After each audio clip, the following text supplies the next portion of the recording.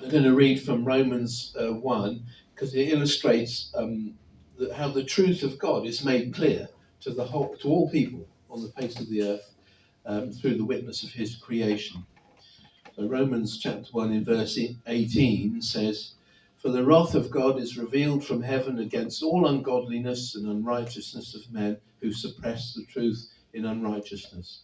Because what may be known of God is manifest to them, for God has shown it to them. For since the creation of the world, His invisible attributes are clearly seen, being understood by the things that are made, even His eternal power and Godhead, so that they are without excuse." So the earth and the sky, the fields, the clouds and sunsets are all saying something about who God is. Yeah, they reveal that God is divine, that God is God, and they reveal that He has eternal power, and He's always been in control of His creation. Psalm 19 illustrates the same thing, actually, in the first verses, that the heavens have a message, that they declare the glory of God. I'm sure you know the psalm I mean. I'll just read the first few verses of Psalm 19. It says, "The heavens declare the glory of God, and the skies show His handiwork. Day unto day utters speech, and night unto night reveals knowledge. There's no speech nor language where their voice is not heard. Their line has gone out through all the earth, and their words to the end of the world." So I was kind of picking up on this message when I was a teenager. I wasn't a Christian yet, but I would look up at the skies and the sunsets and the clouds and say to myself, this is beautiful, and it must mean something. I don't know if you felt that way, but I'm sure it's not just me. And also art in general spoke to me. Music in particular, of course, was really meaningful, but I couldn't really say why at the time. And between ages 18 to 20, I used to think more about these things than I did when I was a bit younger. Life was difficult in several ways, and for me, and I was looking for answers.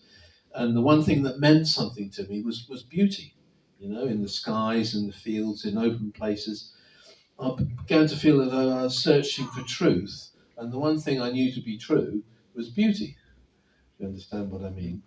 And then I began to think about the deeper questions of life, along with others at college, actually. I was at art college at the time, and there was a particularly interesting conversation we had in our graphics design class. I think the subject was on how to make packaging appealing to people, wrappers and packaging and things like that. And and then the conversation. There was another chap who was very interesting to me. He was talking about we thought life can't be all about Mars bars and shampoo. There must be more to it. He sort of brought that up in the class, and I think upstaged the lecturer actually at the time. But it got me thinking. I think, is it really all about buying products and ensuring that we have everything we need and everything that we want for our 70 or 80 years on Earth? That got me thinking, that conversation. I began to listen to more like jazz and classical music rather than the stuff I'd grown up with in the, on Top of the Pops and all of that. I listened to more arty stuff. I didn't like all of it, but I remember having a personal test for music that I appreciated most. I'd put a record on and look out at the window at the sky, and I think if the music that I was listening to, if you understand what I mean, tied up or matched with the creation, that was good music for me. Some music, just you look at the creation, trees and fields, and it doesn't connect. It might be heavy rock or whatever. I'm not saying that's all bad, but for me, that's what I was searching for: music that somehow connected with creation. And I think I discovered some really good musicians this way by finding music that kind of connected with the creation. And I found actually they were quite accomplished musicians. I found that something that was true about them all was they were quite modest about their ability.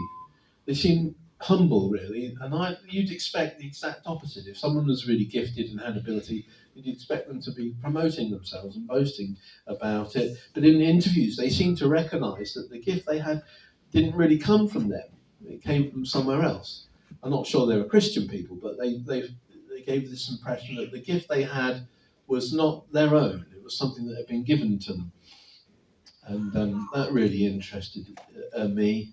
God was drawing me to Him, and that was really making me think about the language of music. So later on, I could see that the reason the gift didn't come from them was in James 1. I'm sure you know the verse I'm going to read, that every good gift, every perfect gift, doesn't come from us, but comes down from the Father of lights in heaven, with whom there's no variation or shadow of turning. And I began to see that a good gift would come from God. That's the only explanation for it, really. I was listening to the radio one evening and a piece of music came on that just absolutely overwhelmed me. I managed to record it on the cassette. We used to have a radio and a cassette recorder at the time. I thought, oh, this is good, press record. And I recorded it, I missed the end off, but I played it over and over again. And it seemed somehow sad and joyful at the same time.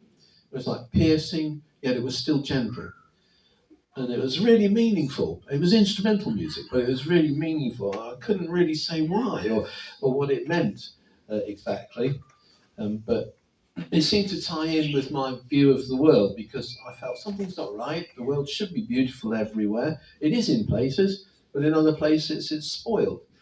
And although some beauty remains, there's still ugliness. And I began to see the world as kind of sad and beautiful at the same time, just like this music, kind of bittersweet. And I began to think more about myself, my own personal life. I thought, this music's like me, which is probably why I relate to it so profoundly. I've got a good side. I love music, it's a good thing. But there's also a sad side. I've got these hidden areas of my life that aren't beautiful at all. And then this conviction of sin began to sort of sink in. And eventually I felt I needed to do something about it. So that Bible passage I mentioned earlier from Romans is that we can know God through creation. It goes on to say, although they knew God, they didn't glorify him as God, nor were they thankful, but became futile in their thoughts, and their foolish hearts were darkened. Professing to be wise, they became fools, and changed the glory of the incorruptible God into an image made like corruptible man. And Psalm 19, also that I mentioned, says later on, who can understand his errors? Cleanse me from secret faults. Keep back your servant also from presumptuous sins. Let them not have dominion over me. So over a period of time, I began to see that the opposites to beauty and truth in creation were very real. Ugliness and falsehood was just as profound as the beauty. I began to also see how pollution and decay and destruction had come about. I thought it surely can't be God responsible for these things. It must be people, the human race. We've caused it by our sin. So ultimately, for me, the fall became the explanation for everything that's bad in the world. And I'd seen outward beauty in God's creation, in art, music and the like, but I'd come to the point of realising that something wasn't right within me, myself, on the inside. And I began to see the same thing that spoils the creation, our sin, was also spoiling me on the inside. And it all culminated gradually. I didn't really know any Christians. Apart from my RE teacher at school, I didn't really know anyone who was a genuine Christian. I just was searching, and in the end, I fully came to God. I remember I used to go to the library in Newcastle city centre, because that's where I lived, and I'd get books out and on Christianity. I think some of them were a bit shaky, but others were. I just wanted to find out whatever I could.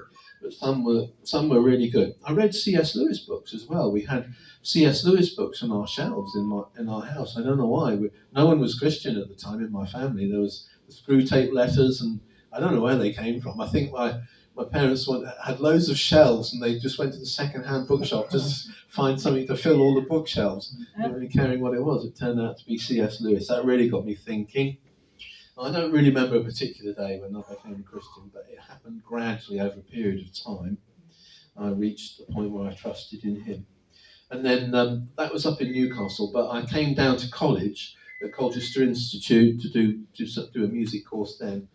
And then I joined the Christian Union there, and it was then I began to really meet with people who are true Christians, and visiting speakers came in. And then so I found a church in Colchester. That's where I met Rachel. And so ever since then, it's all become steady. But up in Newcastle, I was on my own trying to figure out what it was all about. But I know people have been praying for me in the past. My mum told me that when I was delivered as a newborn baby, that the midwife was a missionary and prayed with her for me when I was born. I'm sure that had an effect. Of course, my teacher at school, who was a genuine Christian. But so in the end, it wasn't just my figuring it out. It was the Lord had His hand on me. The Lord brought me through.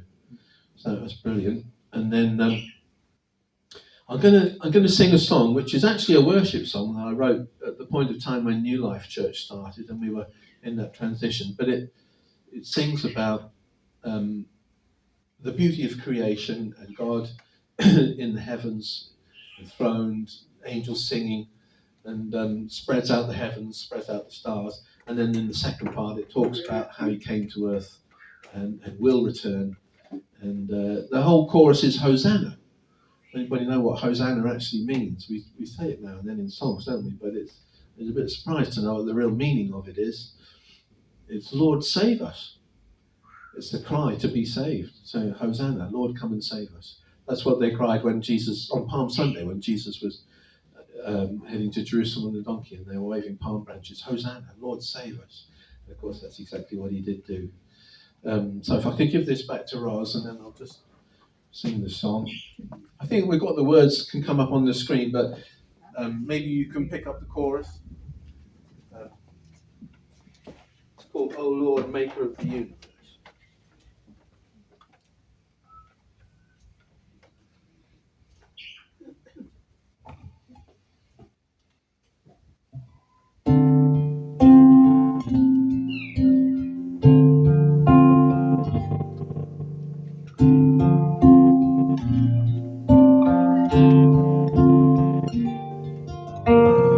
O Lord, Maker of the universe, God of all, enthroned high above the heavens, over all, you reign in righteousness and power, crowned with honor, clothed in light amidst the sound of angels singing, King of kings and Lord of lords, who spread the heavens and hung the stars. All creation bows before the one true eternal God.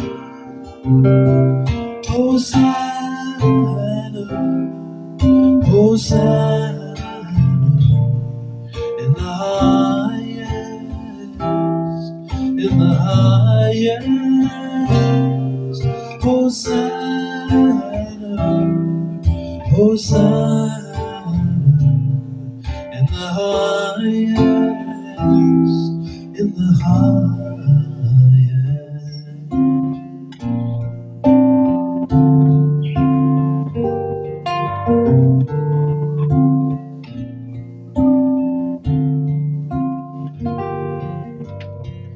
O Lord, merciful Redeemer, God of love, who came down to live among us from above.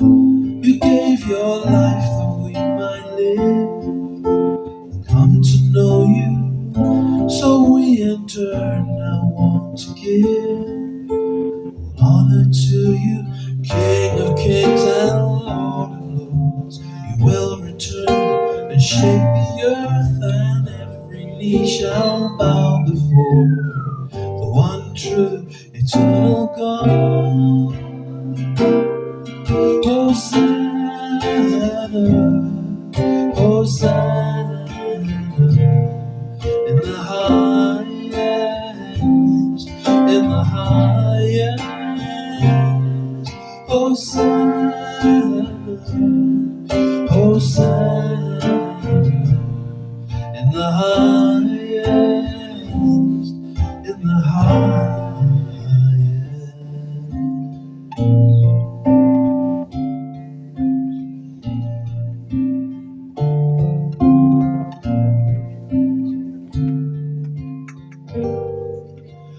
Holy, holy, holy Lord, who was and is to come.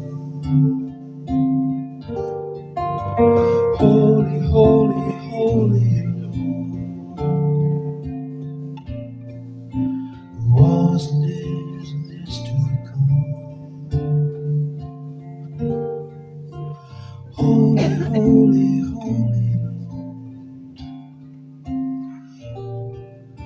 who was and is to come.